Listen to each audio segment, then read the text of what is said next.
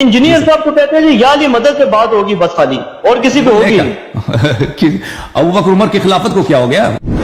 اب جو ہے نا اب میں منتظر ہوں آپ کا انجینئر صاحب کو یا علی مدد پر ہی آپ راضی کر لیں. ان کو اور بھی ان کے شرائط ہیں اب تو میں نے سب کو مان لیا. اب انجینئر صاحب کو لے کے آؤ. الہم اللہ، کیا اللہ کے ساتھ کوئی اور الہ بھی ہے جو تمہاری تکلیف دور کرے، جس سے تم دعائیں مانگو؟ اور صبح و شام کے سنت اذکار میں شیعہ کے ہاں یہ دعا پڑھی جاتی ہے، قرآن کے اندر یہ آئی ہے. میں نے کہا ترجمہ پڑھ لو. یا علی مدد کا مطلب مولا علی سے دعا مانگنا ہے، یہ وسیلہ اور توسل نہیں ہے. ہمیں نہیں اردو آتی، عربی نہیں آتی. وسیلہ اور توسل تو یہ ہے کہ اے اللہ تجھے اپنے نبیوں کا واسطہ، تجھے صحابہ اکرام کا واسطہ، تجھے اہل البیت کا واسطہ، تجھے مولا علی کا واسطہ، اے اللہ تو میرا کام کر دے. یہ ہوتا ہے وسیلہ.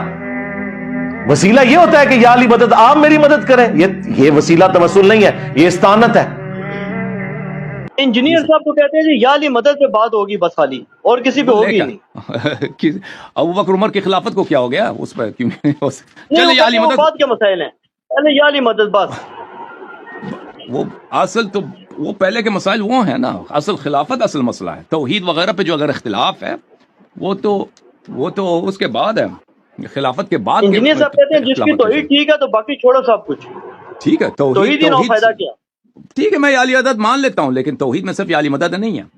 اور یہ اللہ کا حق ہے. اور پھر میں نے کہا کہ کھولو ناج البلاغہ میں مولا علی نے جو حسن ابن علی کو خط لکھا ہے، اپنے بیٹے کو کہا اے بیٹا تو اس کی اولاد ہے جس نے عنقریب مر جانا ہے، فنا ہو جانا ہے اس نے. تو حضرت علی سے اگر یعنی آپ کا دل چاہے، آپ چاہتے ہوں کہ کچھ بات کریں یا مدد مانگیں، تو یہ بات آپ کے نزدیک صحیح ہے غلط ہے؟ میرے نزدیک بالکل صحیح. ٹھیک ہے. اور یہ شرک میں نہیں آتا؟ نہیں، بالکل شرک میں نہیں ہے. فنا کے لفظ ہیں، حالانکہ وہ اللہ کی جنتوں میں زندہ ہے، جسم مبارک بھی ان کا سلامت ہوگا، لیکن ان کا علی نے تو فنا ہو جانا ہے اور اس ایک ذات نے باقی رہنا ہے. اے حسن تجھے جب بھی کوئی مصیبت اور پریشانی ہو اللہ ہی سے مدد مانگنا، اور یاد رکھنا میرے بیٹے حسن، اللہ کا دربار وہ درگاہ ہے کہ اس نے اپنا کوئی دربان بھی مقرر نہیں کیا کہ جس کی اجازت کے ساتھ اندر آنے کی ضرورت پڑے. اور پھر ساتھ مولا علی نے کہا کہ نہ اس نے اس چیز کو ضروری ٹھہرایا ہے کہ تو کسی کا وسیلہ بیچ میں ڈالے، کسی کا واسطہ دے اللہ کو. اللہ نے یہ بھی کوئی ضروری نہیں ٹھہرایا. یہ بھی الفاظ موجود ہے ناج البلاغہ میں. تسی یا علی مدد لے کے بیٹھے ہو، مولا علی نے کہہ رہے کہ واسطے وسیلوں کی بھی ضرورت نہیں ہے. آپ مجھے بتائیں کہاں بھاگیں گے یہ؟ اور پھر مولا علی کا وہ خطبہ جو ناج البلاغہ میں موجود ہے، حضور کی میت پہ کہہ رہے ہیں یا رسول اللہ آپ کی موت اگلے انبیاء کی سی نہیں ہے، آپ کی موت نے آسمان کا زمین سے رشتہ منقطع کر دیا، اب قیامت تک کوئی غیبی خبر نہیں آئے گی. تو سارے کشف، الہام، ٹھیک ہے جی، عقیدہ امامت اس اعتبار سے کہ اس سے ڈیوائن مانا جائے، سب کچھ فارغ کر دیا مولا علی نے.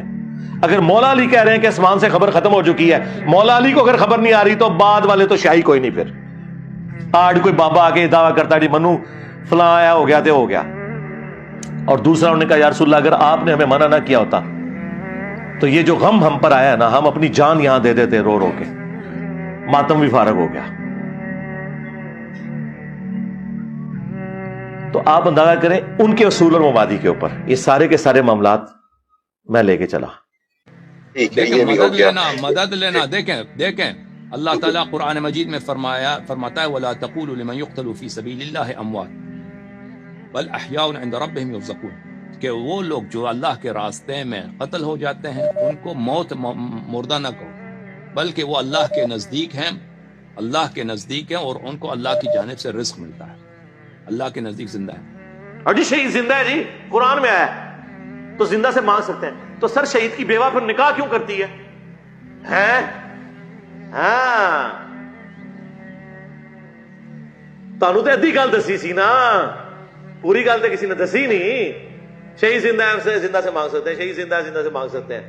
مولا علی بھی شہید ہے، مولا حسین بھی شہید ہے، تو مانگ لے ان سے. تو ان شہداء کی بیویاں نکاح کیوں کر لیتی؟ حضرت علی کے بھائی جعفر طیار شہید ہوئے غزوہ موتا میں، تو ان کی بیوی اسما بنت امیس نے حضرت ابو بکر سے شادی کی، جس سے محمد بن ابی بکر پیدا ہوئے. اور جب حضرت ابو بکر فوت ہوئے تو اسما بنت امیس سے حضرت علی نے شادی کی. اسی لیے حضرت علی نے محمد بن ابی بکر کی پرورش کی اور وہ جنگ جمل میں حضرت علی کے ساتھی تھے. تو شہید اگر زندہ ہے تو اس کی بیوہ پر نکاح کیوں کر لیتے؟ نبی کی بیوہ بھی جو نکاح نہیں کرتی نا، اس کی وجہ یہ نہیں کہ نبی علیہ السلام آخرت کی زندگی میں زندہ ہے، نہیں، اس لیے کہ نبی امت کا روحانی باپ ہوتا ہے. النبی اولا بالمؤمنین من انفسہم وازواجہ امہاتہم، نبی مومنین کی جانوں پر ان سے بڑھ کر حق رکھتے ہیں، اور نبی کی بیویاں امت کی مائیں. اور قرآن میں پھر ساتھ یہ بھی آیا سورۃ الاحزاب میں کہ اللہ کے نزدیک یہ بہت بڑا گناہ ہے کہ تم نبی کی وفات کے بعد ان کی بیوی سے نکاح کرو، کیونکہ انہیں سٹیٹس ملا ہے امت کے باپ کی حیثیت سے، لہذا ان کی بیویاں امت کی مائیں ہیں. لیکن ماں کا پردہ رہا ہے، یہ نہیں ہے کہ کبھی امہات المومنین نے صحابہ سے بغیر پردے کے کبھی گفتگو کی ہو، نہیں، وہ غیر محرم والا معاملہ رہا ہے. وہاں بھی ریزن کچھ اور تھی کہ ان کی بیویوں سے نکاح نہیں ہے، یہ ریزن نہیں کہ نبی علیہ السلام قبر مبارک میں آخرت کی زندگی کے ساتھ زندہ ہے، ورنہ تو شہید بھی زندہ ہے. اس طرح کی جب آپ مثالیں دیتے ہیں تو سر پھر ہم آپ کے سامنے اتنی مثالیں رکھیں گے کہ آپ کو پھر سمجھ نہیں آئے گی کہ ہمارے ساتھ ہوا کیا ہے. امن یجیب المضطر اذا دعا، کون ہے جو مضطر، جو بیچارے کی دعوت کو اجابت کرتا ہے اور اسے بدی کو دور کرتا ہے؟ اللہ تعالیٰ ہے. اللہ تعالیٰ ہے. اس کا مطلب یہ نہیں ہے کہ مضطر کسی غیر سے مدد نہیں مانگ سکتا. آپ اگر مضطر ہوں، بیچارے ہوں، دانت میں بڑا درد ہے، ڈاکٹر کے پاس گئے، ڈاکٹر صاحب دانت میں بڑا درد، ڈاکٹر کہتے کہ شرک ہو گیا بھائی، آپ مضطر ہیں، اللہ سے مدد مانگو، مجھ سے مدد مانگا تو کفر. یہ تو کوئی پاگل ہی کہے گا نا. اگر آپ کہتے ہیں کہ نہیں، جو سامنے ہے اسے مانگ سکتے ہیں، جو غیب میں نہیں مانگ سکتے، اس کی دلیل لے کے آؤ. یہ تفریق جو ہے، اس کوئی حدیث لے کے آؤ، کوئی آیت لے کے آؤ کہ یہ کہاں کس نے کہا ہے. حقیقت یہ ہے کہ ہم اللہ سے مدد مانگتے ہیں. غیر اللہ سے بھی مدد مانگنا در حقیقت اللہ سے مدد مانگنا ہوتا ہے، کیونکہ وہ جو بھی مدد کرتا ہے وہ اللہ کے حول و قوت سے ہی مدد کرتا ہے. ڈاکٹر مثلا آپ کو کوئی گولی دیتا ہے، دانت کا درد ختم ہو جاتا ہے، تو اللہ نے اس کو علم دیا ہے، اللہ نے اس دوا میں تاثیر رکھا ہے. دیکھیں، اس سوال کے دو جوابات ہیں. ایک تو میں اپنے حوالے سے دوں گا کہ میں جو کچھ بیان کرتا ہوں وہ تو بخاری مسلم میں لکھا ہے.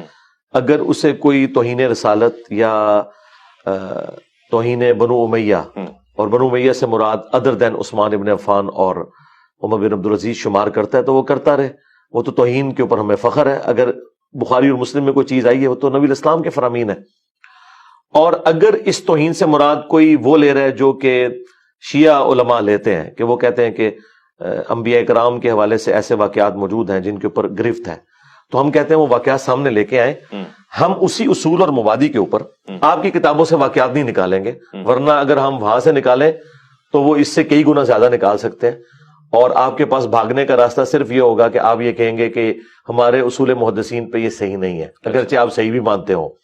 تو ہم to cut the story short کرتے ہوئے ہم قرآن سے اسی قسم کے واقعات نکالیں گے، اور پھر ہم آپ سے سوال کریں گے کہ قرآن کے اندر جو یہ واقعہ آیا ہے اگر یہ اخلاق سوز نہیں ہے تو صرف اس وجہ سے کہ اہل سنت کی حدیث کی کتاب میں کوئی واقعہ آ گیا آپ اسے اخلاق سوز کہیں گے. مثال کے طور پہ میں آپ کو دعوے سے کہتا ہوں، اگر حضرت موسیٰ اور خضر والا واقعہ، یہ لفظ خضر، یہ اگر بخاری میں ہوتا اور قرآن میں نہ ہوتا، ان سب نے کہنا تھا دیکھو یہ کیسے ہو سکتا ہے کہ ایک پیغمبر کا استاد جو کہ خود بھی پیغمبر ہے، خضر، وہ دوسرے پیغمبر موسیٰ علیہ السلام کو دینی تعلیم دے رہا ہے اور اس میں ایک بچے کی گردن مروڑ رہا ہے جس نے ابھی بڑے ہی ہونا تھا اور پھر اس نے کرنا تھا، اور یہ اللہ تعالیٰ کی صفت عدل چیلنج ہو رہی ہے. شیعہ کے ہاں یہ بڑا ایک مسئلہ اٹھایا جاتا ہے نا صفت عدل کا.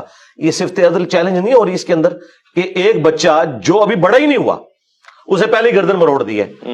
دیکھیں اس کے اوپر ایگزیکیوشن تو تب ہونی تھی جب بڑا ہوتا اور ایکٹیویٹی پرفارم کرتا. تو ان سارے واقعات، اس قسم کے جو واقعات ہیں، اس کی تعبیر پتہ کیا کریں گے کہ نہیں، اگر وہ بڑا ہوتا تو یہ کرتا، چونکہ اللہ تعالیٰ نے یہ نہیں ہونے دینا تھا تو اللہ تعالیٰ نے اس کے نیک والدین کے پروٹوکول کی وجہ سے اسے نئی اولاد دینی تھی، تو اس کے بچے کو بچپن میں مار دیا. اور وہ جو خضر نے وہ جو ڈیوٹی پوری کی وہ اسرائیل کی پوری کی، وہ اللہ کی ڈیسٹنی میں پہلے ہی اس کی عمر اتنی لکھی ہوئی تھی.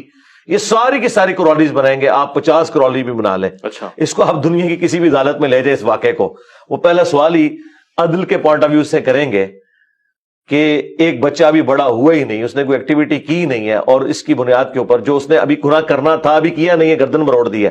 اس کا جواب صرف ہم آپ کو دیں گے کہ یہ مسئلہ تقدیر سمجھایا گیا کہ اگر کسی شخص سے بچپن میں اولاد چھین لی گئی ہے تو اسے صبر کرنا چاہیے کہ عین ممکن ہے کہ وہ اولاد بڑی ہو کر اس کے لیے وبال جان بنتی، اسے بھی جہنم تک پہنچا دیتی، اس لیے اللہ نے لے لی ہے، اور اس کے بدلے اللہ تعالیٰ نے ایک اور اولاد دے دی. یہ پورا جو واقعہ ہے نا یہ آپ کو تقدیر کا مسئلہ سمجھاتا ہے، لیکن ظاہر یہ مانیات سے تعلق رکھتا ہے. جو صفت عدل والا ایشو جو شیعہ نے اٹھایا ہوا ہے کہ اللہ پہ عدل کرنا واجب ہے، اس میں تو پھر یہ فٹ ان اس اصول اور مبادی کے اوپر نہیں بیٹھے گا، لیکن یہ بھی مانیں گے چونکہ قرآن کے اندر آیا اور اس کی تعویل کریں گے.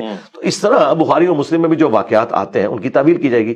مجھے بتائیں، اگر آپ کو انسانی شکل میں آ کے جبرائیل یہ بشارت دے رہا ہے کہ آپ کے ہاں وہ بچہ پیدا ہو رہا ہے جسے ہم جہان والوں کے لیے نشانی بنانے والے ہیں، سیدہ مریم کو دی نا بشارت، اس کے بعد کیا یہ جواز بنتا تھا کہ سیدہ مریم جب پریگننٹ ہوئی ہیں اور بچہ لے کے آئی ہیں، انہوں نے پتا کیا جملہ بولا ہے، کاش میں مر کے مٹی ہو جاتی، یہ دن نہ مجھے دیکھنا پڑتا. نسیم منسیہ. کیوں بھائی نسیم منسیہ؟ تمہیں تو جبرائیل نے بشارت دی ہوئی ہے، تمہیں تو خوش ہو کے جانا چاہیے کہ اللہ کا پیغمبر اٹھا کے لے کے جا رہی ہوں. یعنی مجھے اگر یہ ہو میں تو اس طرح ایکٹیویٹی پرفارم کروں گا. ایک طرف جبرائیل انسانی شکل میں آ کے بشارت دے رہا ہے اور بتایا ابھی بچہ پیدا نہیں ہوا اور کہا کہ یہ وہی ہے جس کے بنی اسرائیل انتظار کر رہے ہیں، تو ان کو تو خوشی کے مارے پھولے نہیں سمانا چاہیے، الٹا وہ کہہ رہی ہے کاش میں مر کے مٹی ہو جاتی. کیوں کہا؟ انسانی تقاضا ہے. یہی بات اگر بخاری میں لکھی ہوتی ہے، انہوں نے کہنا تھا دیکھو سیدہ مریم پہ جھوٹ باندھ دیا انہوں نے، مریم کو تو جبرائیل بشارت دے رہا تھا، یہ کیسے؟ اور یہ میں پھکیاں صرف شیعہ کو نہیں دے رہا، منکرین حدیث کو بھی دے رہا ہوں. یہ ایک تیر سے میں دونوں کو علمی جواب دے رہا ہوں کہ تم لوگوں نے اس کا مذاق اڑانا تھا کہ اللہ کا پیغمبر اس کی پیدائش اس عورت کے ہاں ہونے والی ہے اور پہلی بشارت مل گئی ہے، اس کے باوجود بھی وہ رو رہی ہے اور وہ ڈرتی ڈرتی وہاں جاتی ہے. اس سے بھی بڑھ کر حضرت زکریا علیہ السلام کو جب انہوں نے حضرت مریم کے پاس بے موسمی پھل دیکھے، دعا کی، اللہ نے بشارت دی، دے دی. کہا نشانی، کہا کہ تم 3 دن تک کلام نہیں کرو گے مگر صرف اپنے اشاروں سے. اچھا ہو گیا. تو جب فرشتے نے آگے بشارت دی تھی تو انہوں نے کہا کہ میں تو بوڑھا ہو چکا ہوں، میری بیوی بانجھ ہے، مجھے اولاد کیسے ہوگی؟ مجھے بتائیں، مجھے آپ کو یہ بات پتا ہے کہ اللہ چاہے تو بانجھ کو بھی اولاد دے سکتا ہے. حضرت زکریا علیہ السلام کو نہیں پتا تھا؟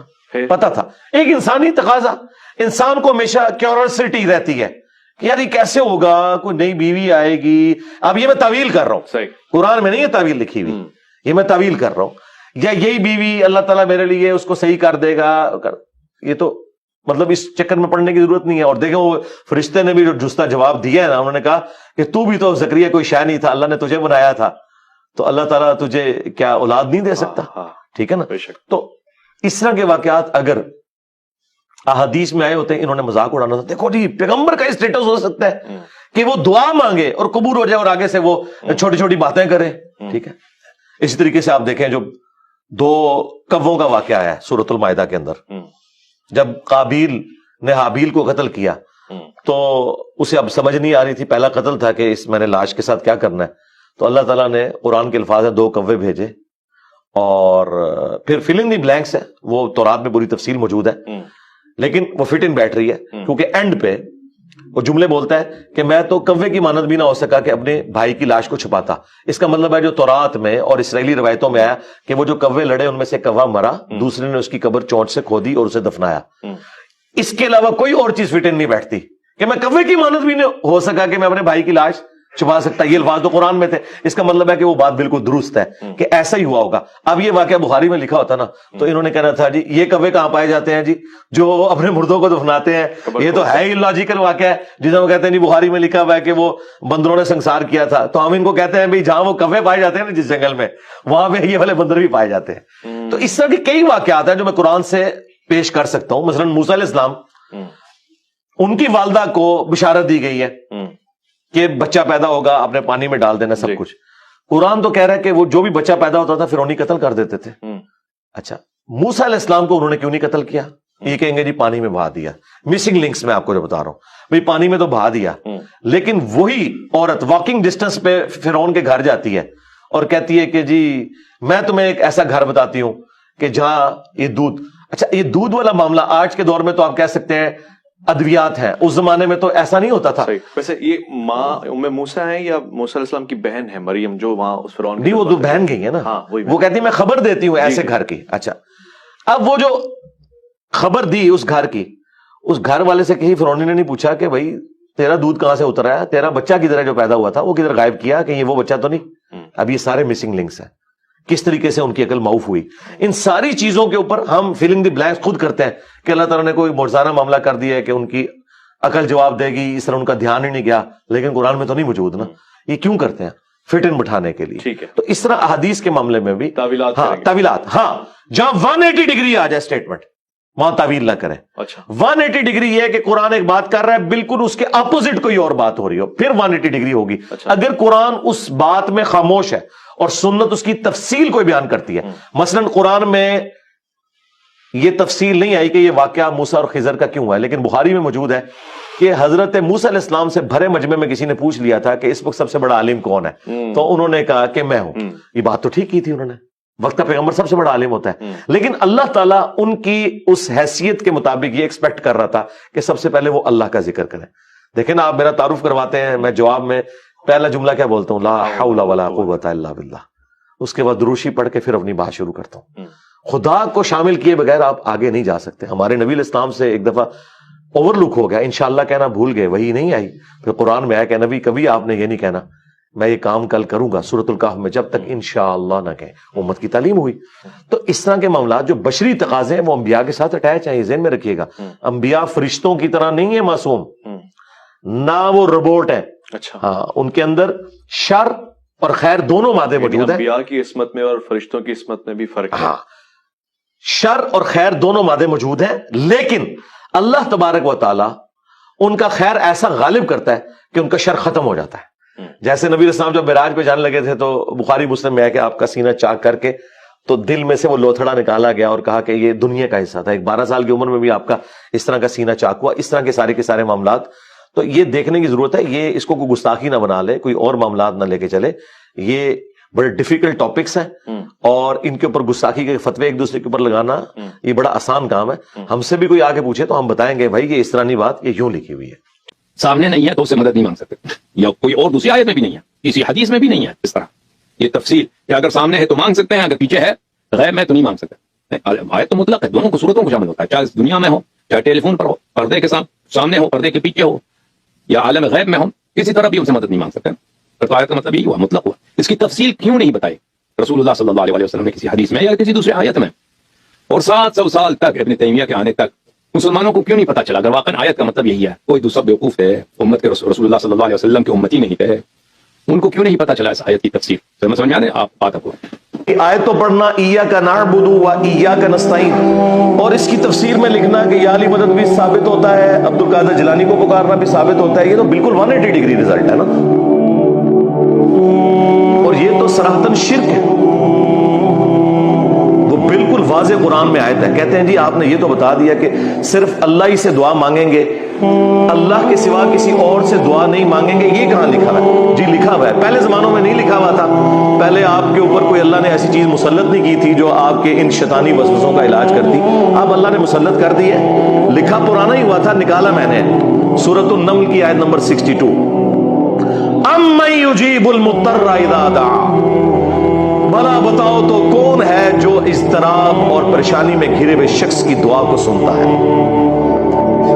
وَيَكْشِفُ السُّوءَ, اور تم سے اس برائی کو دور کر دیتا ہے, اس مصیبت زدہ شخص کی تکلیف کو دور کرتا ہے, وَيَجْعَلُكُمْ خُلَفَاءَ الْأَرْضِ, اور تمہیں زمین پر اگلوں کا خلیفہ کرتا ہے, یعنی تمہارے ماں باپ کے مرنے کے بعد تم, تمہارے مرنے کے بعد تمہاری اولاد.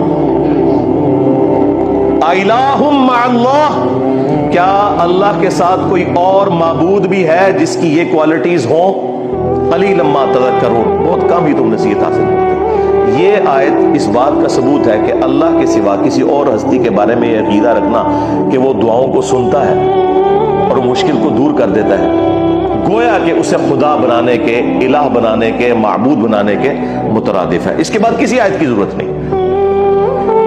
اہل تشیع کے ہاں صبح و شام کے اذکار میں یہ آیت موجود ہے, لیکن وہ عربی میں پڑھتے رہے. جب ہم نے اسے ہائی لائٹ کیا, سینکڑوں نہیں ہزاروں شیعہ نے شرک چھوڑ دیا, اور انہوں نے کہا ہمیں تو پتہ ہی نہیں تھا. اب تو میں نے اس میں اگلا ورژن ایڈ کیا ہے کہ جو مولا حسن علیہ السلام کو وصیت نامہ لکھا ہے مولا علی علیہ السلام نے, نہج البلاغہ میں موجود ہے, 3-4 صفحات پہ پھیلا ہوا ہے, توحید کا شاہکار ہے وہ خطبہ. اس کے بعد تو کوئی گنجائش نہیں رہتی کہ کوئی شخص مولا علی کا نام لے اور ان کے نام کے اوپر شرک کھڑا کرے. انہوں نے اپنے بیٹے حسن ابن علی کو کہا کہ بیٹا اس کی اولاد ہو جس نے ان قریب مر جانا ہے. اکیلا زندہ رہنے والا صرف اللہ ہے. تجھے جب بھی کوئی مصیبت ہو، جب بھی پریشانی ہو، صرف اسی اللہ کو حسن پکارنا. اور میرے بیٹے حسن یاد رکھنا، اللہ کا دربار وہ درگاہ ہے جس نے اپنا کوئی دربان بھی مقرر نہیں کیا. تم ڈائریکٹ اللہ سے مانگو. اگر مولا علی مولا حسن کو نہیں کہہ رہے کہ منو وچ پا میں وسیلہ اور توسل تے باقی سارے بابے تے شاہی کوئی نہیں. علی کی طرف یہ بات منسوب ہے کہ آپ فرماتے ہیں کہ میں خلاف شریعت کام کا بھی دیکھتا ہوں نا تو مجھے آگ کو چلانے کا دل کرتا ہے، لگتا ہے کہ میں اس کو جو نا وہ آگ پکڑوں اور اس کام کو ختم کر دوں. سمجھائیے؟ میں خلاف شریعت بات دیکھتا ہوں تو آگ پکڑ کر اس کو ختم کرنا چاہتا ہوں. جی، تو سوال یہ پیدا ہوتا ہے کہ جب حضرت عمر کے بارے میں یہ بات مذکور کی جاتی ہے کہ حضرت فاطمہ کا جو ہے نا ان کو دروازہ ان پر مارا، تو اس وقت مولا علی کی غیرت کہاں پر تھی؟ اس وقت تو کچھ نہیں کہا ان کو. جی ہاں، تو اس کا جواب بہت دفعہ دے چکے ہیں، پھر ایک دفعہ مزید جواب دیتے ہیں نا. آپ سن لیجیے، بہت مہربانی آپ کی. ٹھیک ہے، خدا حافظ. اوکے، جواب دیتے ہیں. 1 منٹ میں کتاب لے کے ہوں. عزیزو، یہ کتاب ہے سقیم مسلم، صحیح مسلم، تالیف حافظ ابو الحسین مسلم بن الحجاج القشیری نیشابوری، چاپ دار الفکر، بیروت لبنان میں. سنہ 2010 میں بیروت لبنان میں یہ کتاب چھپی ہے. یہاں پہ ملاحظہ فرمائیے، باب طاعت الامراء وان منعوا الحقوق. عمراء، حکام وقت کی طاعت واجب ہے اگرچہ وہ آپ پہ ظلم کریں، آپ کے حق کو منع کر دیں. یہ حدیث دیکھیے، یہ روایت ہے حذیفہ ابن الیمان رضی اللہ تعالی عنہ سے. رسول اللہ صلی اللہ علیہ وآلہ وسلم نے فرمایا، یکون بعدی ائمۃ لا یہتدون بہداہ. میرے بعد جو خلفاء آئیں گے، جو عمراء آئیں گے، ان کی حالت یہ ہوگی کہ وہ میری ہدایت پہ نہیں ہوں گے. میری جو ہدایت ہے وہ میری ہدایت پہ نہیں ہوں گے. ولا یستنون بسنتی، اور وہ میری سنت کی بھی اقتداء نہیں کریں گے. نہ میری ہدایت پہ، نہ میری دین پہ، نہ میری سنت پہ ہوں گے. پکے کافر. ٹھیک ہے نا. وَسَيَقُومُ فِيهِمْ رِجَالٌ، اور ان میں سے ایسے بھی خلفاء ہوں گے، ایسے عمراء بھی ہوں گے، قلوبہم قلوب الشیاطین فی جثمان انس، کہ ان کی روح جو ہے شیطان کی روح ہوگی، روح انسان کی. شو دور الإمام علي؟ الإمام علي جبان؟ أنتم كلكم متزوجين من متزوجين، إذا فرضنا أنه واحد بده يجي يهجم على زوجتك، بده يقتلها أو بده يعشد عليها، تقعد تقول لا حول ولا قوة إلا بالله العلي العظيم أو تدافع عنها؟ إذا ما دافعت عن زوجتك شو بيقولوا الناس عنك؟ هذا واحد. 2، لم يكن علي وحده في البيت، كان هناك جماعة من بني هاشم، حتى قيل أنه زبير ابن عمة الإمام علي خرج مسلطا سيفه إلى الخارج، ما كانوا داخلين للداخل.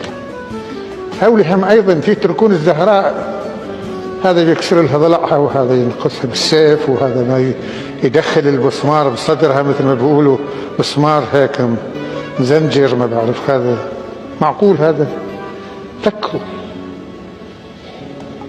شو بيقولوا أنه النبي أوصاه.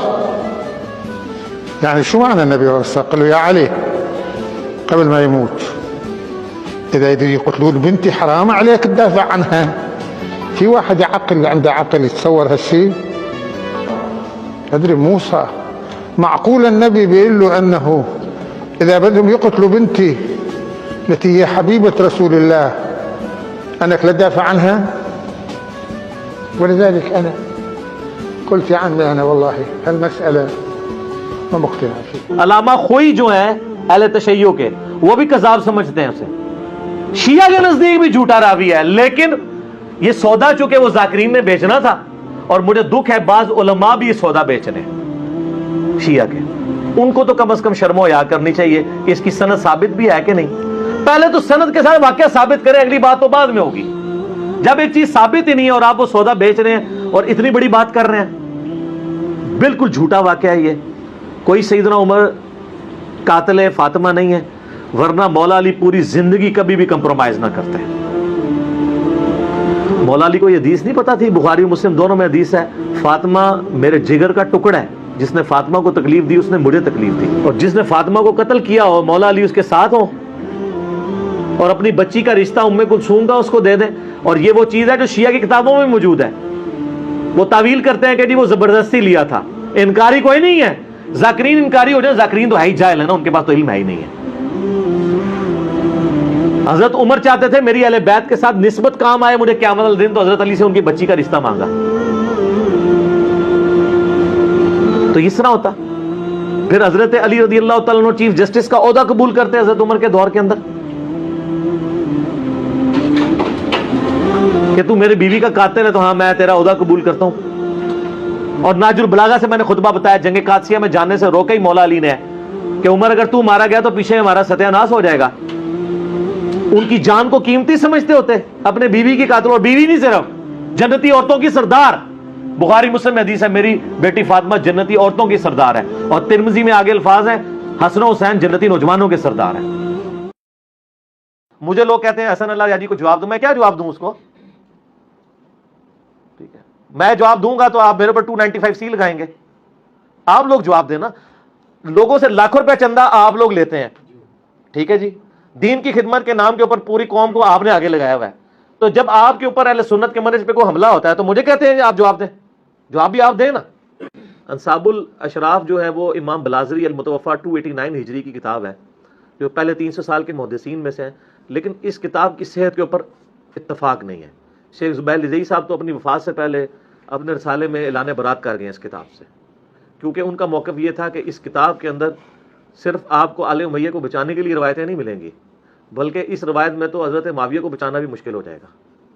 میں اصول برکت کے لیے آپ کو صرف ایک روایت بتا دیتا ہوں جو بلازری نے اپنی کتاب کے اندر لکھی ہوئی ہے، اور ایون مسند البزار میں بھی موجود ہے، ٹھیک ہے، کہ نبی علیہ السلام نے فرمایا، ایک صحابی کہتے ہیں کہ نبی علیہ السلام کے سامنے سے ایک اونٹ گزر رہا تھا، تو نبی علیہ السلام نے فرمایا اس اونٹ پر بیٹھے ہوئے پہ بھی لعنت، اس کے ہانکنے والے پہ بھی لعنت، اور اس کی مہار پکڑنے والے پہ بھی لعنت، ٹھیک ہے۔